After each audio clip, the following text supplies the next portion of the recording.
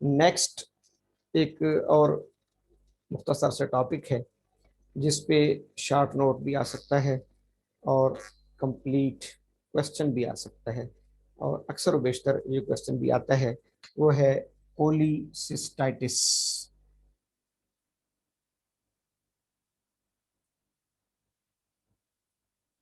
कोलीसिस्टाइटिस। और practically practically clinic experience point of view से भी ये डिजीज कंडीशन या पैथोलॉजिकल कंडीशंस आपको अक्सर मिलती है। कोलीसिस्टाइटिस simply it is defined as inflammation of the gall bladder।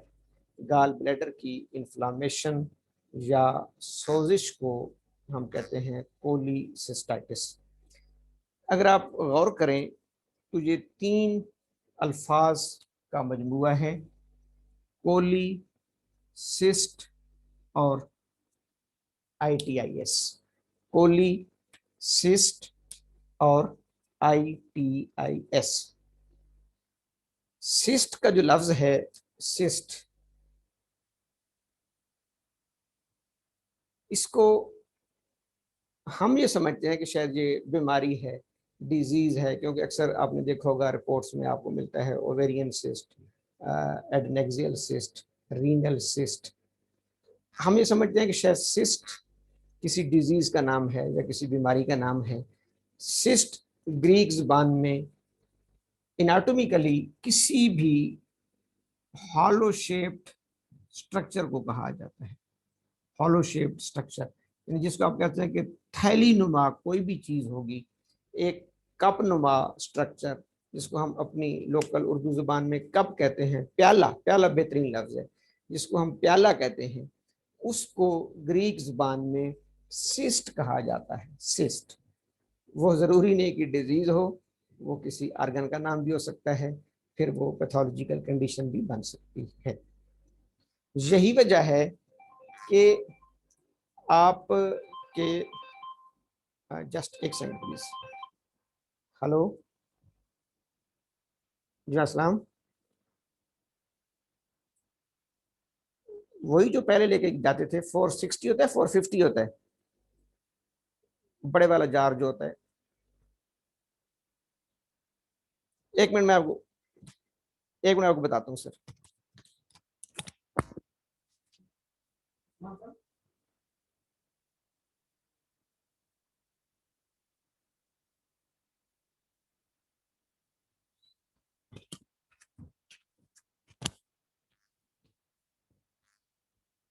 Sorry for interruption.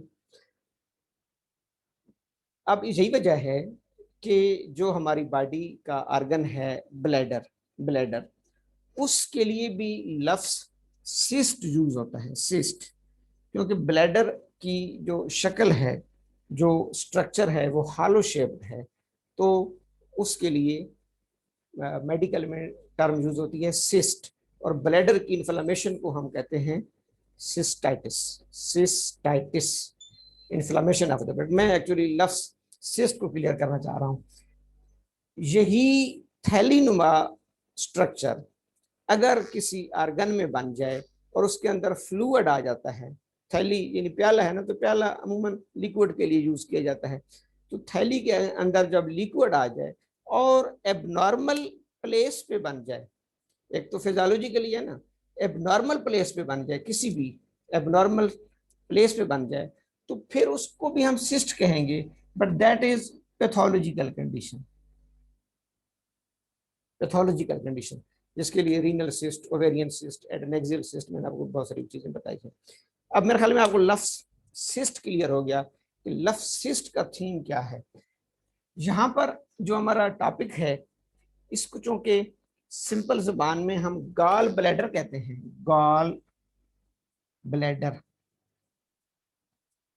तो ब्लैडर होता ही हॉलो नुमा स्ट्रक्चर है, तो अब वहां पर भी यूरिनरी ब्लैडर, उसका पूरा नाम है यूरिनरी ब्लैडर, उसके लिए भी लफ्ज सिस्ट यूज होगा, इसके लिए भी लफ्ज सिस्ट यूज होगा। लेकिन जो लफ्ज गाल है, गाल, गाल, ये बाइल के साथ रिलेट कर रहा है। बाइल, वहां पर यूरिन है, वहां पर यूरिन है, हम उसे कहते हैं यूरिनरी ब्लैडर। ये हॉलो शेप्ड स्ट्रक्चर अपने अंदर एक और फ्लूइड को अकोमोडेट करता है, एक और लिक्विड को अकोमोडेट करता है, विच इज कॉल्ड बाइल। तो इसलिए इसको गाल, सिंपल इंग्लिश में कहा जाता है गाल ब्लैडर, यानी वो हॉलो शेप्ड स्ट्रक्चर जो अपने अंदर बाइल को अकोमोडेट करेगा, उसको हम कहते हैं गाल ब्लैडर। और इसके लिए ग्रीक जुबान या मेडिकल के लिए जो लफ्ज यूज किया जाता है वो है कोली, CHOLE, कोली, कोली, कोली। एक्चुअली जो कोली का लफ्जी मतलब है, कोल से निकला है, कोल से, इसका मतलब है बाइल, बाइल। लफ्जी मतलब कोल का क्या है, बाइल। यही वजह है कि जितना हमारा बैलरी सिस्टम है उसको कोलेंजियल सिस्टम कहा जाता है। जो हमारा बाइल डक्ट्स होती हैं, हेपेटिक डक्ट्स होती हैं, ये तमाम जो सिस्टम है इसको फिर इसके लिए हेपेटो कोलेंजियल सिस्टम भी इसको कहा जाता है, लिवर और बाइल का सिस्टम। तो वहां पर लफ्ज यही कोल है। तो कोल का लफ्जी मतलब बाइल, इस हवाले से गाल के लिए लफ्ज यूज किया जाता है कोल, क्योंकि गाल का तलक भी बाइल के साथ है। और गाल है क्या, एक सिस्ट है, एक हॉलो शेप स्ट्रक्चर है। तो अब दो लफ्ज आपको क्लियर हो गए, कोलीसिस्ट, कोलीसिस्ट। अब इसकी जब फिजियोलॉजी में तो ये हो गया कोलीसिस्ट, कोलीसिस्ट, एनाटॉमी में कोलीसिस्ट, फिजियोलॉजी में कोलीसिस्ट। लेकिन जब इसी की इन्फ्लामेशन होती है, सोजिश होगी, तो देन दिस टर्म कम्स कोलीसिस्टाइटिस, कोलीसिस्टाइटिस। यहां तक बात क्लियर हुई, यहां तक बात क्लियर हुई? Yes sir. चल ठीक हो गया। अब आपने ना इसको जरा बेस को ध्यान में रखना है, फिर नहीं भूलेगा। कोली बाइल के लिए, यहां से यहां पर गाल ब्लेडर, सिस्ट कोई भी हॉलो शेप्ड स्ट्रक्चर, और तीसरा जो है जी उस्मान साहब मैं जरा क्लास में हूँ, आप प्लीज वो दूसरे उस्मान साहब से रब्ता कर लें। 260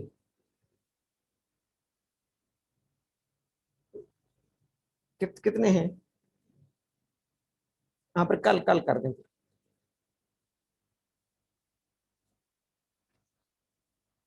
तो अब ये टर्म बन जाएगी cholecystitis, inflammation of the gall bladder, inflammation of the gall bladder.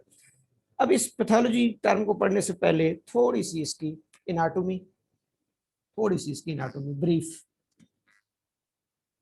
सबसे पहले इस पैथोलॉजिकल कंडीशन को डील करने से पहले मुझे ये पता होना चाहिए कि ये कोलिसिस्टाइटिस किस ऑर्गन की डिजीज है। वो हमें पता चल गया जी, गाल ब्लैडर की।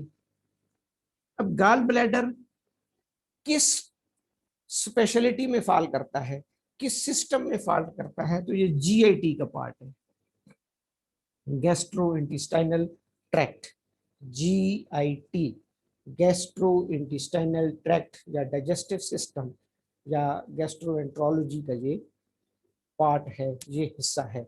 और फिर GIT के अंदर सब स्पेशलिटी आजकल है hepatology, hepatology study of liver.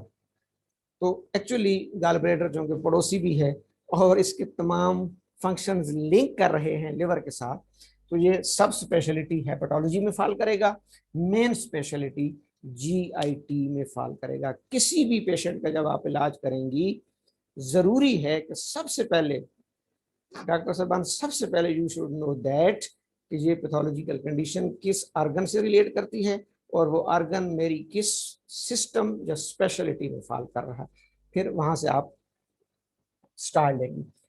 अब गल ब्लैडर GIT में, GIT का हिस्सा है और हेपेटोलॉजी का हिस्सा है। ये इसकी लोकेशन क्या है, एग्जैक्ट लोकेशन, एग्जैक्ट लोकेशन, क्योंकि पता चले जी मरीज कहीं हाथ लगा रहा है और हम उसे कह रहे हैं कि अच्छा अच्छा तुम्हारे तो पित्ते में पथरी है, जब वो खुद इधर हाथ लगा के, इधर हाथ लगा के जी मेरे पित्ते में पथरी तो नहीं बन गई, तो पहले मुझे ये पता होना चाहिए कि गॉल ब्लैडर है कहाँ। दाएं पसली के नीचे लिवर के साथ, यानी इसका रीजन बन जाता है right hypochondriac region, right hypochondriac region दाई पसली के नीचे राइट हाइपोकॉन्ड्रिक रीजन, दाई पसली, हाइपो मीन्स बेनीथ, कॉन्ड्रियल पसली से है, region region right hypochondriac region में लिवर के साथ ये पाया जाता है। शक्ल इसकी कैसी है? नाशपाती की तरह, hollow shaped, pear shaped, pear shaped structure है ये, हॉलो शेप्ड या पियर शेप्ड। कलर इसका कैसा है जी? डार्क ग्रीन, डार्क ग्रीन, सफेद कलर, सॉरी सब्ज कलर है इसका, डार्क ग्रीन इसका कलर है। राइट हाइपोकॉन्ड्रिक इसकी लोकेशन है, नाशपाती की शक्ल का है। लेंथ इसकी कितनी है? पित्ते की, गॉल ब्लैडर की लंबाई 7 to 10 centimetre, 7 to 10 centimetre long, 7 to 10 centimetre long, 7 to 10 centimetre long इसकी लेंथ है। क्योंकि ये एक फ्लूइड को अकोमोडेट कर रहा है, एक लिक्विड को, जैसे ब्लैडर की मैंने मिसाल दी, जैसे ब्लैडर की कैपेसिटी होती है नॉर्मली 250-300-400 ml यूरिन को वो नॉर्मली अकोमोडेट कर लेता है। तो गॉल ब्लैडर नॉर्मल फिजियोलॉजी में एवरेज 50 ml बाइल को अकोमोडेट करता है, 50 ml बाइल को अकोमोडेट करता है, 50 ml, 50 ml के करीब बाइल को ये अपने अंदर अकोमोडेट कर लेता है। ये इसकी है स्टोरेज कैपेसिटी, स्टोरेज कैपेसिटी। इसकी भी जीआईटी की तरह 4 लेयर्स हैं, लेयर्स हैं। सबसे जो अंदर वाली लेयर है, innermost lining, that is called mucus, mucus जो मॉइस्ट होती है, म्यूकस लेयर। उसके ऊपर मस्कुलर, मस्कुलर लेयर, जिसकी वजह से ये कंट्रैक्ट और रिलैक्स, जहां पर भी लफ्ज मस्कुलर आएगा तो उसी की कंट्रैक्शन से तो ये मूव करता है और बाइल को बाहर फेंकता है। पोस्ट मस्कुलर, ये एक कवर है कनेक्टिव टिश्यूज का जो मसल के ऊपर होता है, और सीरोसा सबसे आउटर मोस्ट कवरिंग, सीरोसा। वैसे फॉर योर काइंड इंटीमेशन, ये 4 लेयर्स इसकी होती हैं, म्यूकस, मस्कुलर, पोस्ट मस्कुलर और serosa. Serosa outer most covering कहलाता है। तो जब इसकी ये वाली लेयर, मस्कुलर लेयर, कॉन्ट्रैक्ट और रिलैक्स करती है, मायोसाइट्स जिसमें है, तो इस वजह से ये कंट्रैक्ट करता है तो बाइल को बाहर धकेलता है, फिर रिलैक्स करता है तो बाइल को अकोमोडेट करता है। ये तो इसकी मुख्तसर एनाटॉमी थी। अब इसकी मुख्तसर फिजियोलॉजी क्या है, क्योंकि जब तक हमें किसी ऑर्गन की, मैं थोड़ा सा आपको ना रिव्यू करा रहा हूँ, आपने फर्स्ट ईयर में पढ़े होंगे, फिर उसके बाद शायद नहीं पढ़े हमने। फिजियोलॉजी इसकी क्या है, ये नॉर्मल फंक्शन इसका क्या है। जैसे आपको पता है कि हमारे लिवर के लोब्स हैं राइट और लेफ्ट, उनके अंदर टिश्यूज हैं मुख्तलिफ, उसके बाद उसके अंदर छोटे छोटे सेल्स हैं जिनको हेपेटोसाइट्स कहा जाता है। एक मखसूस ग्रुप ऑफ हेपेटोसाइट्स का काम है एक फ्लूइड को जनरेट करना, एक फ्लूइड को सेक्रीट करना, जिसको बाइल कहा जाता है। बाइल, बाइल बेसिकली एक, इसमें बहुत सारी चीज़ें हैं, 90% वाटर है, साल्ट है, कोलेस्ट्रॉल है, बाकी 3-4-5 चीज़ें हैं। बाइल की कंपोजिशन शायद मैंने आपको सेकंड ईयर में लिखाई भी थी। तो ये हेपेटोसाइट्स, हर हेपेटोसाइट जो बाइल ग्रुप से तल्लुक़ रखता है, वो अपने अपने हिस्से का बाइल बनाकर, बिल्कुल बेसिक चीजें को पता होना जरूरी है। अब हेपेटोसाइट्स के अंदर Golgi bodies are well developed, जहां पर भी सेक्रीशन होगी वहां Golgi bodies will be highly developed. अब गोल्जी बॉडीज हाईली डेवलप्ड होती हैं, वो सेक्रीट कर रही हैं बाइल को, और हर हेपेटोसाइट अपने अपने हिस्से का बाइल सेक्रीट करके क्रीप तरीन एक छोटी सी डक्ट में डालता है, जिसको इंट्रा हेपेटिक डक्ट कहते हैं। Intra hepatic duct, intra hepatic duct यानी सेल्स के साथ छोटी छोटी डक्ट्स जो हर सेल की सेक्रेशन को कलेक्ट कर रही होती है, इसलिए इसका नाम है इंट्रा। इंट्रा यानी लिवर के अंदर, इंट्रा हेपेटिक डक्ट। हर हेपेटोसाइट्स अपने अपने हिस्से का बाइल सेक्रीट करके इन डक्ट को दे रहा है। अच्छा, लिवर से जब ये डक्ट, छोटी छोटी डक्ट्स हर हेपेटोसाइट से बाइल लेकर, तो एक राइट लूप से छोटी डक्ट्स जमा होकर बड़ी डक्ट बनाती हैं, और एक लेफ्ट लूप की छोटी इंट्राहेपेटिक डक्ट बड़ी डक्ट बनाती हैं, तो उसको फिर आगे कहा जाता है राइट हेपेटिक डक्ट और left hepatic duct. Right hepatic duct और लेफ्ट हेपेटिक डक्ट, ये फिर अब बड़ी डक्ट बन गई। छोटी छोटी डक्ट्स आपस में जुड़ गई और उन्होंने एक राइट लूप ने बहुत बड़ी डक्ट बना ली, और लेफ्ट लूप का सारा बाइल लेफ्ट हेपेटिक डक्ट में आ गया। लिवर से जब वो आउट होती हैं तो वो दोनों आपस में ज्वाइंट कर लेती हैं और एक डक्ट बन जाती है which is called hepatic duct. Hepatic duct, intrahepatic duct hepatocytes से बाइल लेंगी। जब लूप, पूरे लूप का जो बाइल है वो राइट साइड का राइट हेपेटिक डक्ट में आएगा, लेफ्ट साइड का लेफ्ट हेपेटिक डक्ट में आएगा।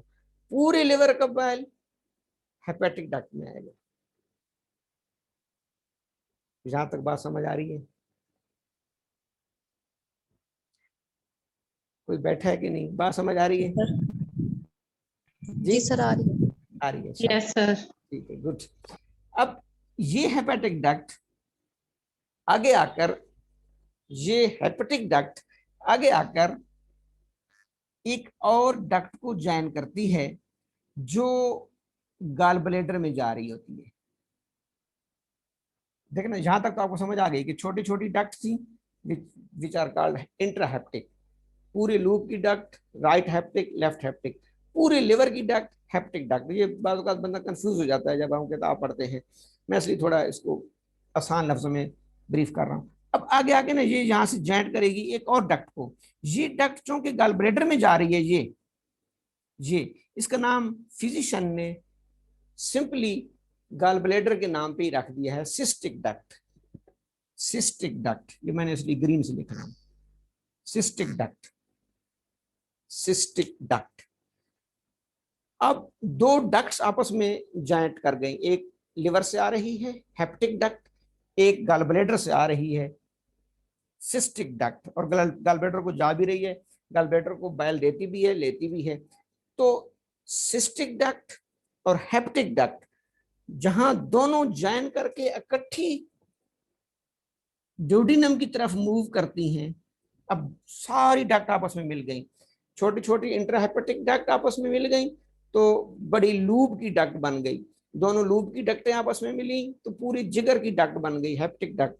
हेपेटिक डक्ट के साथ गल ब्लेडर की डक्ट भी मिल गई, सिस्टिक डक्ट तो बड़ी बन गई, जिसको कहते हैं CBD, common bile duct. Common bile duct, common bile duct. Common bile duct liver से ड्यूडिनम की तरफ आती है, लेकिन ड्यूडिनम में पहुंचने से पहले, ड्यूडिनम का जो ओपनिंग है एम्प्यूला, ड्यूडिनम को ज्वाइन करने से थोड़ा पहले, देखें माजरत के साथ, जब तक एनाटॉमी हमें नहीं आएगी हम डॉक्टर नहीं हैं, सीधी बात है। एनाटॉमी के बगैर डॉक्टरी नहीं है। पहले मुझे ये तो पता होना कि मेरे अंदर हो क्या रहा है, फिर मैं मरीज को चेक करूंगा नहीं उसके अंदर क्या हो रहा है। अब CBD common bile duct duodenum को ज्वाइन करेगी, लेकिन ड्यूडिनम को ज्वाइन करने से थोड़ा पहले मैं इस पे थोड़ी इसलिए आपके लिए मेहनत कर रहा हूँ क्योंकि आपका फाइनल ईयर है। कभी फिर आप इसके बाद काफी टेस्ट देखेंगी जिनका इस डक्ट के साथ अलग होगा, फिर उस वक्त मैं चाहता हूँ कि यू शुड क्लियर। ड्यूडिनम को ज्वाइन करने से पहले उसके साथ पेंक्रियाज की डक्ट आके मिलती है, पेंक्रियाटिक डक्ट जो पेंक्रियाज से आ रही होती है। ये फर्ज करें ये पेंक्रियाज है, ये पेंक्रियाटिक डक्ट भी आ गई, इधर से सीबीडी, इधर से pancreatic duct. Pancreatic duct pancreatic juice को लेके आ रही है, सीबीडी बाइल को लेके आ रही है।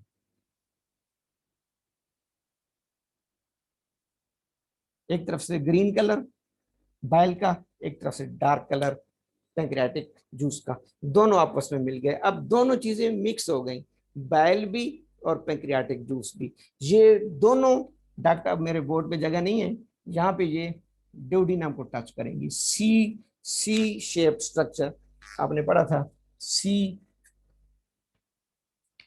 सी शेप स्ट्रक्चर है ड्यूडिनम, इसको ये टच करती है। और ड्यूडिनम में बाइल भी गिरेगा, पेंक्रियाटिक जूस भी गिरेगा, और वहां पर फैट्स की इमल्सिफिकेशन होगी, कार्बोहाइड्रेट्स का मेटाबॉलिज्म होगा, फैट्स का, प्रोटीन का जो रह गया।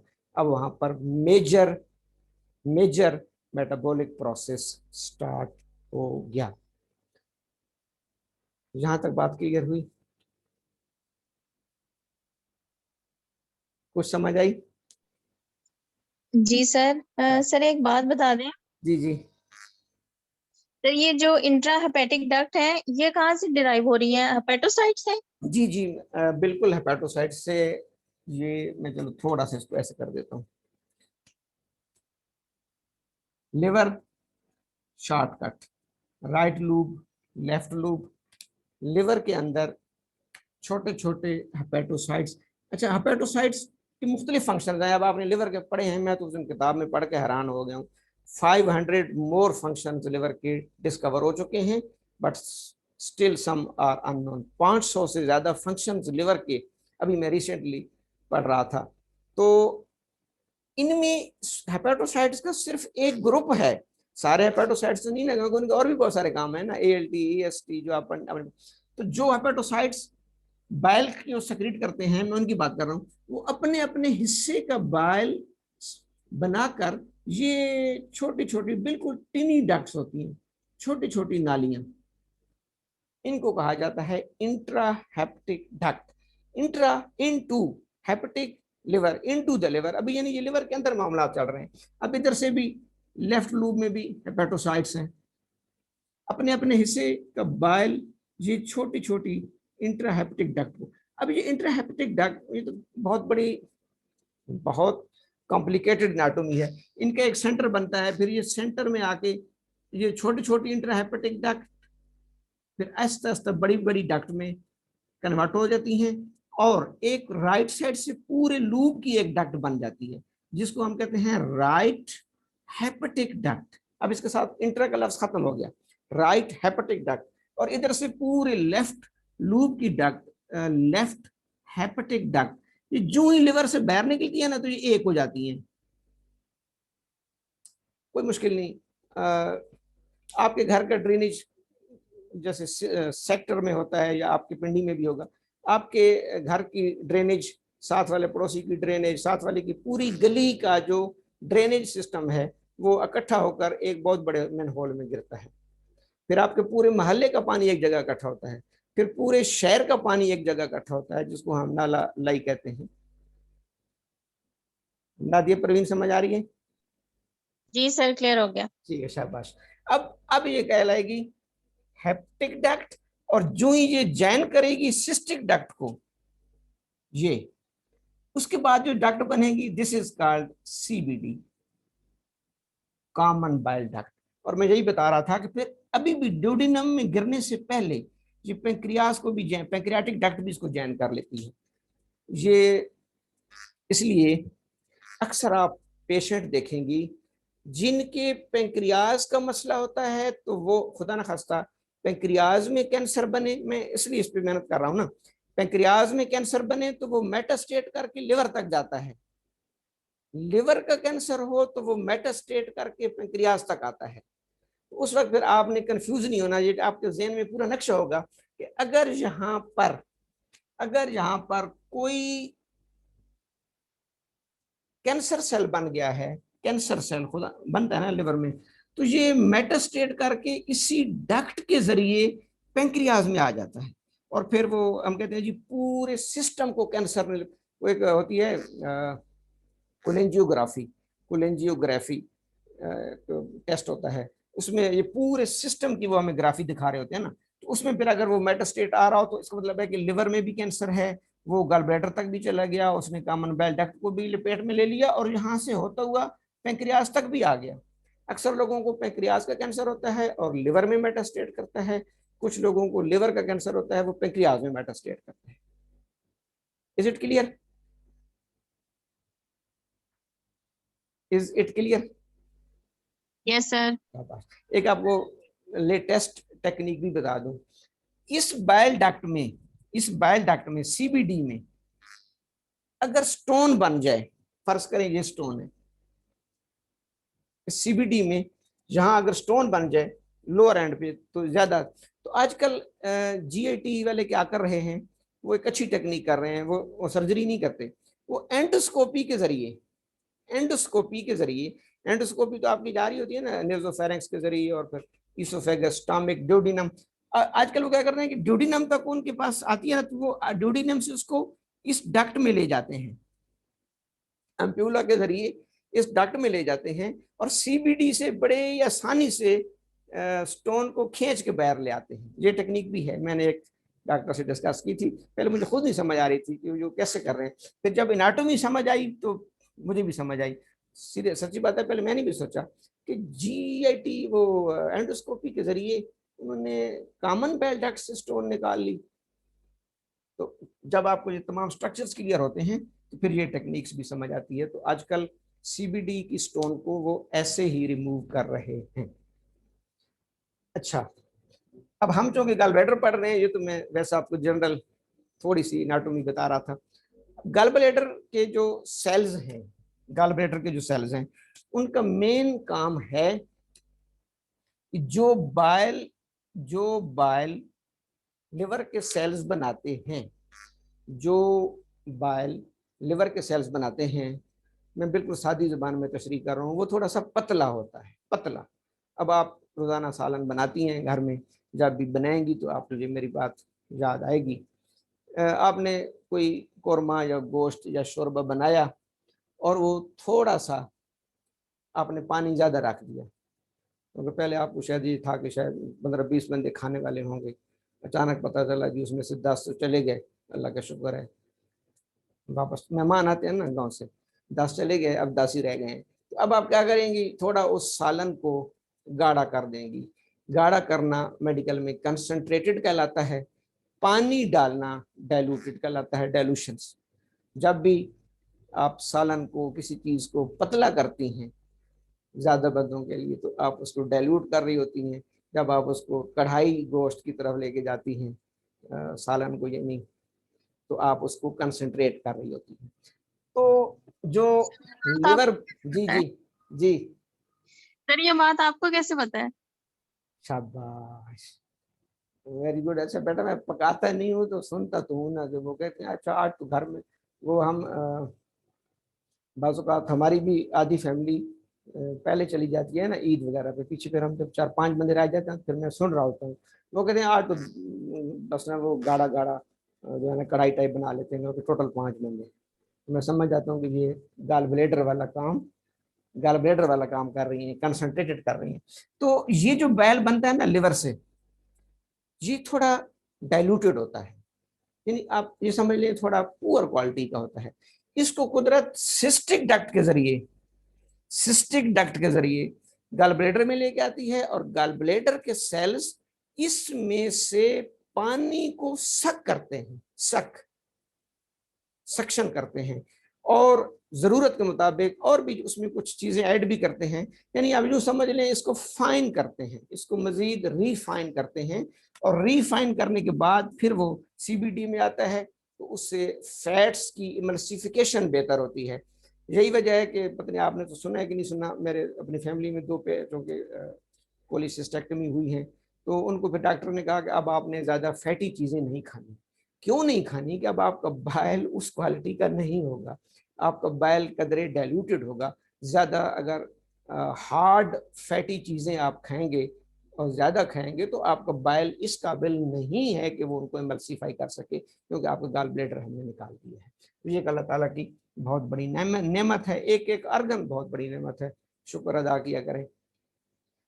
चूंकि इसके सेल चूंकि इसके सेल पानी को, वाटर को इब्जॉर्ब कर रहे होते हैं, तो बाज़ औक़ात बाइल के अंदर कोलेस्ट्रॉल की ज्यादती होती है, बाज़ औक़ात कैल्शियम की ज्यादती होती है, बाज़ औक़ात तो उस कोलेस्ट्रॉल की अमूमन कोलेस्ट्रॉल की ज्यादती की वजह से या बिलुरबन की ज्यादती की वजह से, बिलुरबन की ज्यादती की वजह से वो जो सेल्स पानी को सक कर रहे हैं ना, तो उन सेल्स के अंदर एक लेयर बनना शुरू हो जाती है। मसलन कोलेस्ट्रॉल डिपॉजिट होना शुरू हो जाता है, एक कोलेस्ट्रॉल के लिए पार्टिकल, फिर दूसरा, फिर तीसरा, फिर चौथा, तो उसको हम कहते हैं stone.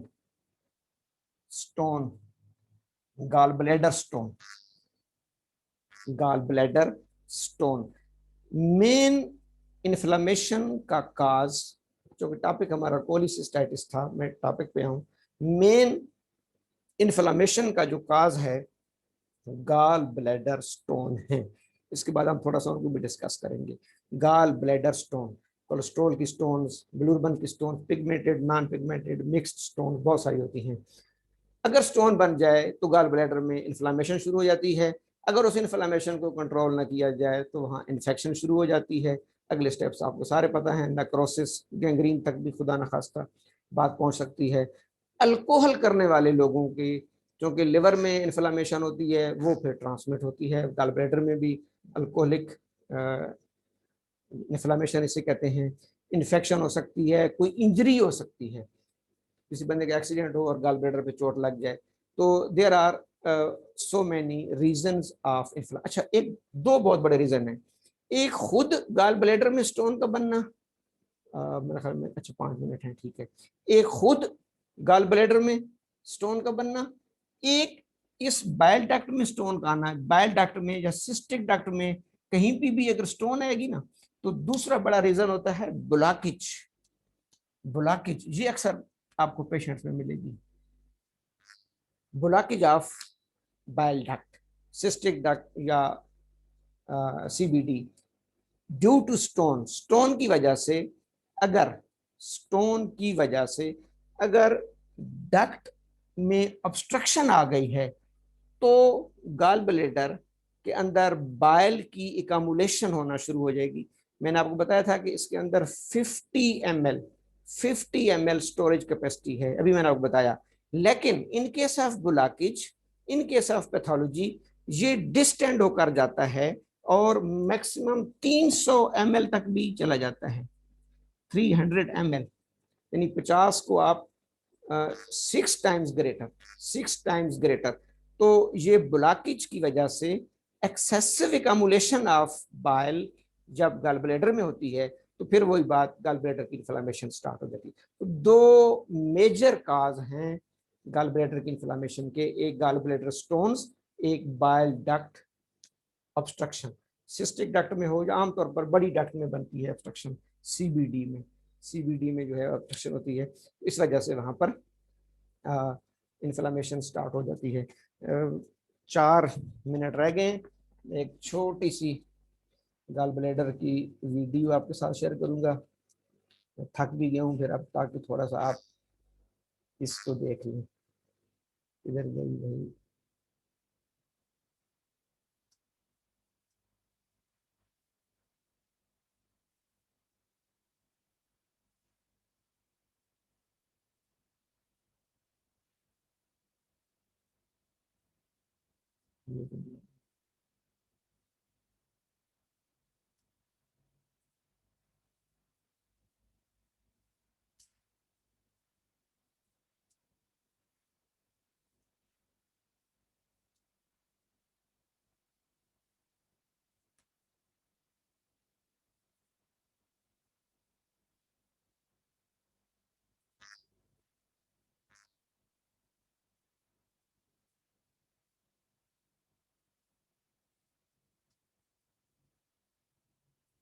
of the gallbladder.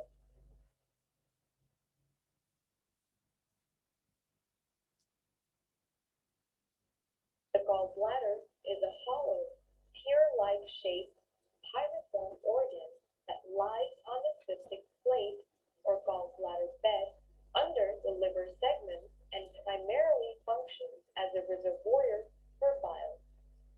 The cystic plate is a fibroareolar tissue that attaches to the superior surface of the gallbladder to the liver.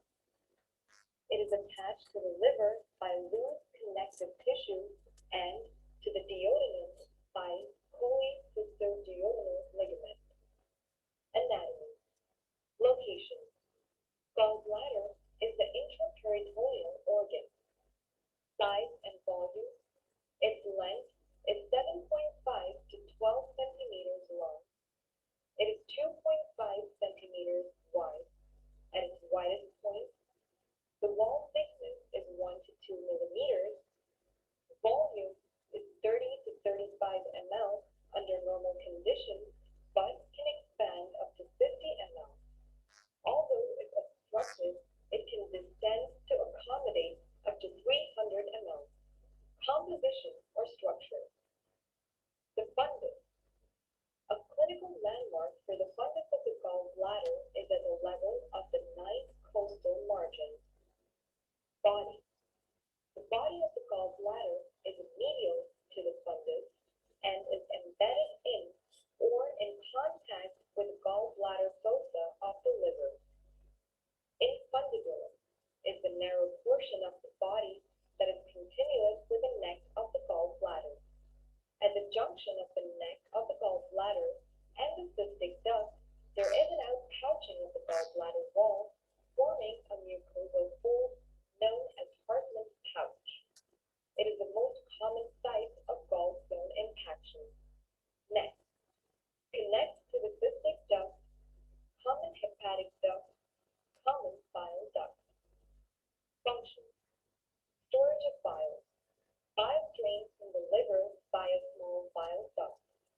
Cholecystokinin stimulates the gallbladder to contract, which then releases bile through the cystic